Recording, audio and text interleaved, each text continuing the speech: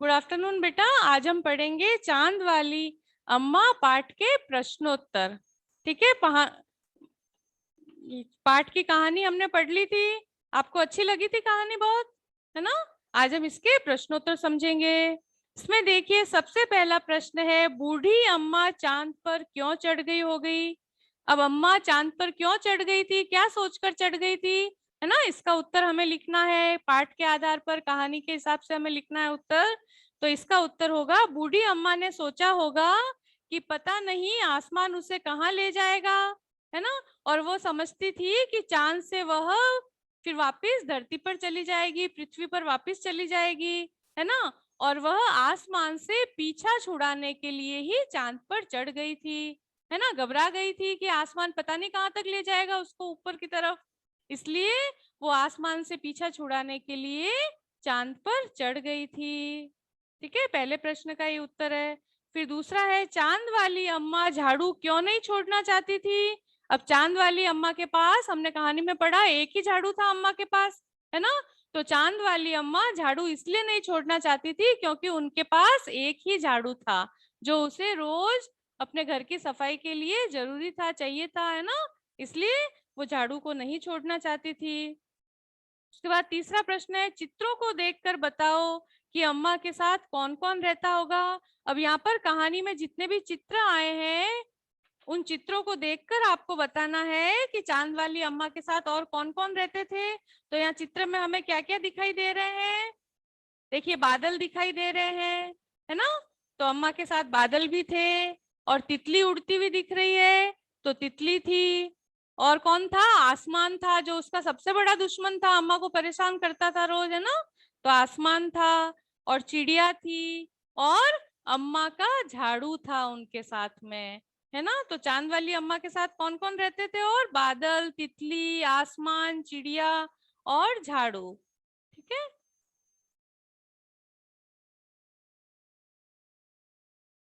इसके बाद देखिए, इसके बाद चौथा प्रश्न है, आसमान बार बार आकर अम्मा की कमर से क्यों टकराता था और तुम्हें क्या लगता है।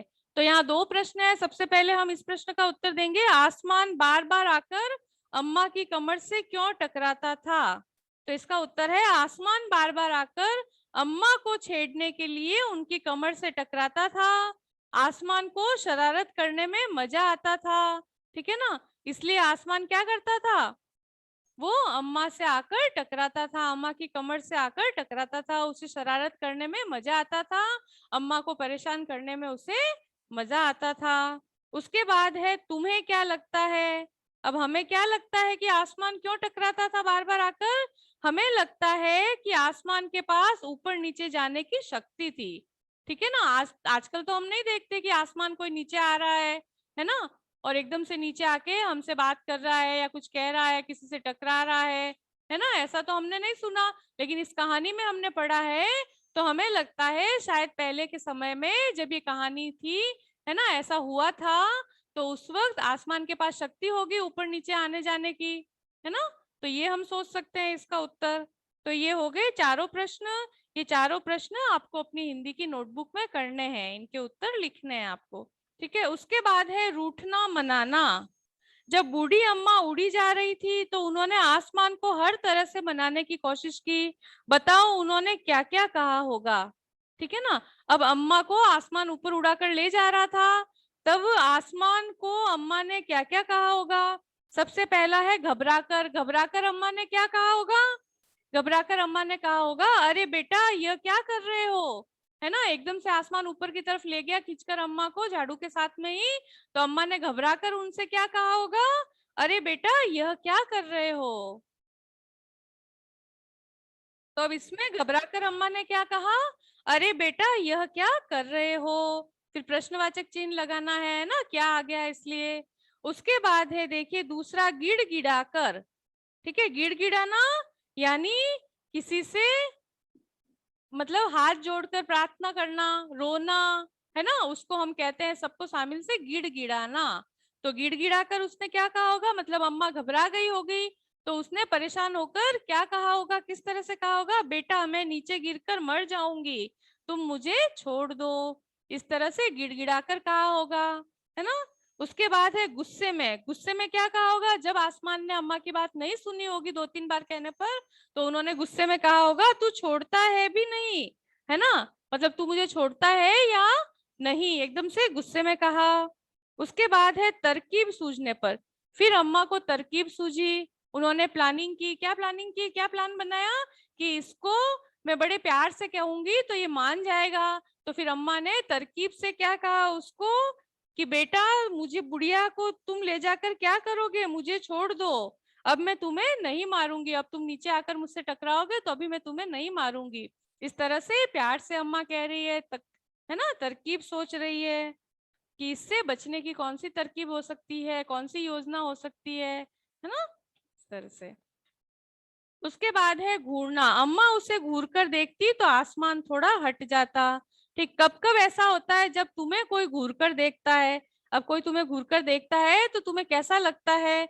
अब देखिए, जैसे मेरा दोस्त मुझे घूर कर देखता है जब मैं उसका मजाक उड़ाता हूँ। किसी दोस्त की हम मजाक उड़ाते हैं तो वो घूर कर देखता है। घूर कर देखने का मतलब है कि वो गुस्से में देख रहा है ना। मजाक उड़ा रहे हैं तो अगला गुस्से में ही देखेगा घूर कर। ठीक है। उसके बाद मेरे पिताजी कब घूरकर देखते हैं? मुझे घूरकर देखते हैं जब मैं शरारत करती हूँ। जब आप शैतानी करते हैं तो पापा एकदम से बड़ी बड़ी आंखें करके देखते हैं ना, घूरकर देखना जिसे कहते हैं। तो वो कब देखते हैं? जब आप कोई शैतानी करते हैं तब। ठीक है। उसके बाद मेरे शिक्षक, मतलब टीचर आपको कब घूरकर देखते हैं? मेरे शिक्षक मुझे घूरकर देखते हैं जब मैं पढ़ाई नहीं करती हूँ, अपना होमवर्क कंप्लीट नहीं करती हूँ, तो मेरे शिक्षक मुझे घूरकर देखते हैं, टीचर्स घूरकर देखते हैं। ठीक है। मेरी बहन या मेरा भाई, मेरी बहन मुझे घूरकर देखती है जब मैं बड़ों से झगड़ा करती हूँ, है ना, बड़ों के सामने बोलते हैं, बड़ों से झगड़ा करते हैं, तो बहन जो है, आपकी बड़ी बहन है, वो आपको घूर कर देखती है ना। क्यों देखती है? क्योंकि ये अच्छी बात नहीं है, इसलिए घूर कर देखती है। या फिर आप कुछ ऐसी शैतानी कर रहे हो, है ना, कुछ सामान बिखेर रहे हो घर में, तो आपकी बड़ी दीदी को अच्छा नहीं लग रहा है तो वो आपको घूर कर देख रही है कि भाई ये सब क्यों कर रही हो, है ना। तो आप कुछ भी लिख सकते हो इन दोनों में से। उसके बाद है दम लगा के हईशिया। अब यहाँ पे रस्सा कस्सी के खेल में दो टोलियों के बीच में यहाँ खूब खींचातानी होती है। कुछ और खेलों के नाम लिखो जिनमें दो टोलियां खेलती है। ठीक है ना, दो ग्रुप बना के खेलते हैं, ऐसे आपको खेलों के नाम लिखने हैं। तो सबसे पहला कौन सा है? खो खो का खेल है, उसमें भी दो टीम होती है। फिर कबड्डी का खेल, उसमें भी दो टीम होती है। फिर क्रिकेट का, शतरंज का, ये खेल ऐसे हैं जिनमें दो टीम खेलती है, दो टोलियां खेलती है। ठीक है। फिर है साफ सफाई। अब साफ सफाई के ऊपर क्या क्या प्रश्न है? क्योंकि अम्मा को झाड़ू बहुत पसंद था, एक ही झाड़ू था, और साफ सफाई के ऊपर ही है ये कहानी, है ना। तो इसलिए साफ सफाई से क्या प्रश्न है? घर की सफाई करने के लिए किन किन चीजों का इस्तेमाल होता है? अब घर की साफ सफाई करने के लिए किन किन चीजों का इस्तेमाल करते हैं? झाड़ू, पोछा, पानी, और पोछे के अंदर फिनाइल, पानी के अंदर फिनाइल डाल के पोछा लगाना, तो फिनाइल। फिर ब्रश, कहीं से कुछ रगड़ने के लिए ब्रश का इस्तेमाल करते हैं, है ना। तो कौन कौन सी चीजें आ गई? झाड़ू, पोछा, पानी, फिनाइल, ब्रश, ये सारे घर की साफ सफाई के लिए हम इन चीजों का इस्तेमाल करते हैं, यूज करते हैं। ठीक है। फिर दूसरा प्रश्न है, किन किन मौकों पर तुम्हारे घर का सारा सामान हटाकर खूब जोर शोर से सफाई होती है? अब ऐसे कौन से मौके आते हैं जब हम घर की साफ सफाई करते हैं? मम्मी करती है आपकी, आप भी उनकी हेल्प करते हो, है ना। तो ऐसे कौन कौन से मौके आते हैं, कौन कौन से त्योहार आते हैं? जैसे नवरात्रि का त्योहार है, दीपावली का त्योहार है ना। और किसी की शादी होती है घर में तब भी साफ सफाई करते हैं घर की। और जन्मदिन होता है, बर्थडे मनाते हैं, तब भी घर को थोड़ा अच्छे से साफ सफाई कर लेते हैं घर की, है ना।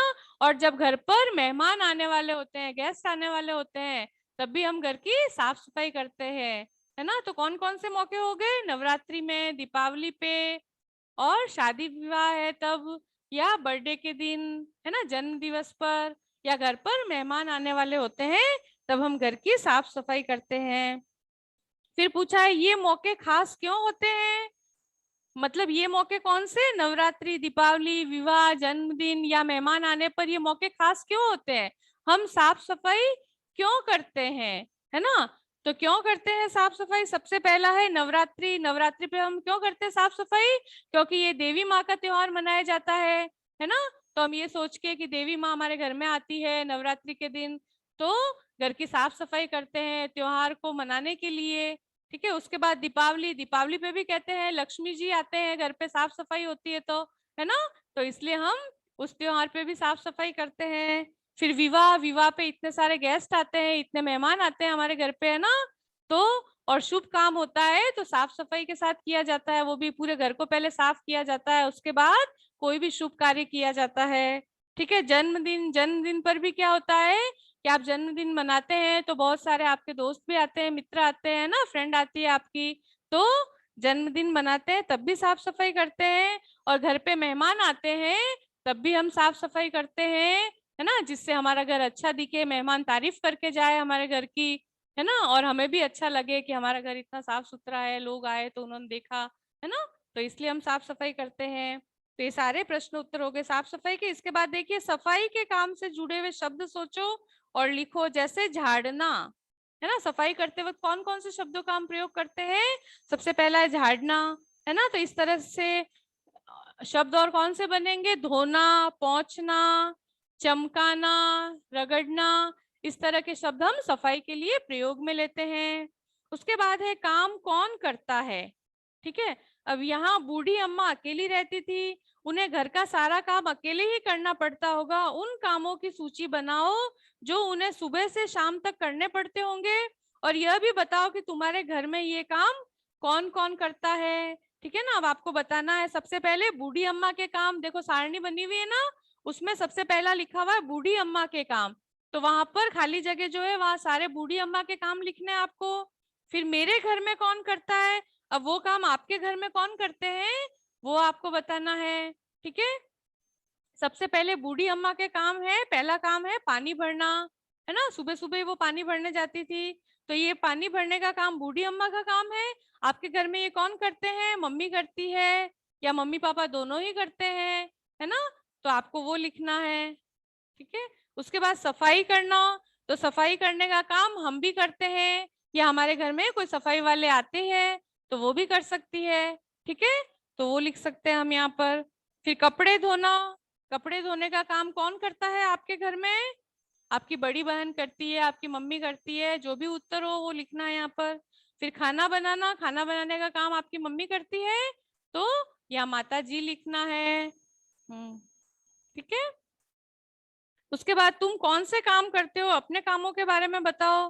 पहला है घर के काम, अब घर के काम आप कौन कौन से करते हो वो लिखने हैं। उसके बाद घर से बाहर के काम, बाहर के काम आप कौन से करते हैं तो वो आपको लिखना है। ठीक है, मैं कुछ काम बता रही हूँ लेकिन आप कुछ और करते हैं तो आपको वो भी आप उत्तर में लिख सकते हैं। ये सारे प्रश्न उत्तर ऐसे हैं कि आप अपने हिसाब से भी उत्तर लिख सकते हैं। ठीक है, इसमें देखिए घर के काम, ठीक है ना, सबसे पहले झूठे बर्तन उठाकर रखना, है ना, उसके बाद क्या है, इधर उधर फैली हुई वस्तुओं को जगह पर रखना, चीजें बिखरी हुई होती है तो उनको सही जगह पर रखना, है ना, हाँ, क्लीन हाउस, साफ सफाई करना घर की। फिर जूतों पर पॉलिश करना, अपने जूते खुद पॉलिश कर सकते हैं, है ना, तो ये काम भी कर सकते हैं। और आपके घर में मेहमान आ जाते हैं तो उनको पानी सर्व कर सकते हो, है ना, पानी आप दे सकते हो उनको ले जाकर, तो ये काम भी आप कर सकते हो, ये घर के काम है। फिर घर से बाहर के काम कौन कौन से कर सकते हो आप? जैसे दूध ला कर देना, ठीक है, आप अगर कहीं पढ़ने जाते हैं, है ना, कुछ भी कोचिंग वगैरह है तो वो काम भी है, हो गया, ये आपका खुद का काम है। ठीक है, उसके बाद दुकान से सामान लाने का भी आप काम कर सकते हो। और फिर है सब्जी वाले को बुलाना, पढ़ने जाना, ठीक है ना, ये सारे काम आप बाहर के भी कर सकते हो। फिर तुम बूढ़ी अम्मा की मदद किन किन कामों में कर सकते हो, बूढ़ी अम्मा की मदद कहाँ कहाँ कर सकते हो, कौन कौन से कामों में? ठीक है, तो आप बूढ़ी अम्मा की मदद कौन कौन से कामों में कर सकते हो? अम्मा कौन कौन से काम करती थी? साफ सफाई करती थी, पानी भरती थी, कपड़े धोती थी, खाना बनाती थी, तो आप इनमें से किसी भी काम में बूढ़ी अम्मा की मदद कर सकते हो, जो आपको काम अच्छा लगे आप लिख सकते हो उसका उत्तर। ठीक है ना, हाँ, पानी भरने में भी कर सकते हो, किसी भी काम में कर सकते हो। ठीक है, फिर है प्रश्न, कितने नाम कितने काम। इस कहानी में नाम वाले और काम वाले कई शब्द आए हैं, उन्हें छांटकर नीचे तालिका में लिखो। सबसे पहले आपको नाम वाले शब्द लिखने हैं जिनमें नाम आया है किसी का, है ना, उसके बाद काम वाले शब्द कौन से आए हैं, ऐसे बताने हैं शब्द जिनमें काम होता है। जैसे नाम वाले शब्द, आसमान, आसमान भी नाम है, चांद नाम है, पानी, झाड़ू, ये सब चीजों के नाम है ना, किसी के नाम है ये, तो ये नाम वाले शब्द आ गए। अब काम वाले शब्द कौन से आ गए, झाड़ू लगाना, खाना बनाना, पानी लाना, उठाना, है ना, ये सारे काम वाले शब्द हो गए। ठीक है, तो ये उसके बाद है तुम्हारी शरारत। अपनी किसी शरारत के बारे में लिखो। अरे आसमान की शरारत तो कुछ भी नहीं है, मैंने तो एक बार, अब इसको आपको पूरा करते हुए आगे, आपने ऐसी कौन सी शरारत की कभी, है ना, जिसके लिए आपको सजा भी मिली हो, डांट भी खाई हो, है ना, तो कोई भी ऐसी शरारत आपको याद हो तो आप यहाँ लिख सकते हो। इसको बुक में ही लिखना है आपको। ठीक है, तो ये सारे हो गए प्रश्न उत्तर।